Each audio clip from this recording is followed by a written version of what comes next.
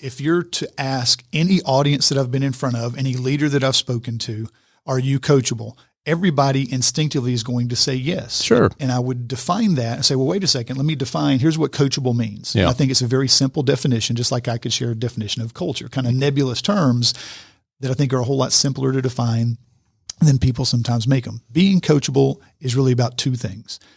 Do you want to be better? And are you willing to change? Now, when you're in an audience situation and you say, hey, raise your hand if you want to be better, every hand goes up. Right. Yeah, we're coachable. We want to be better. And then you ask them that second question. Raise your hand if you're really excited about change.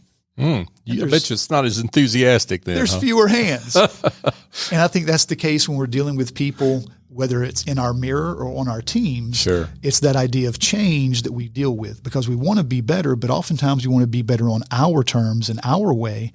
And the reason you've reached the position you're in right now is because you were coachable to a point. Right. But you reached a plateau and you became comfortable. And at some point you became a camper instead of a climber.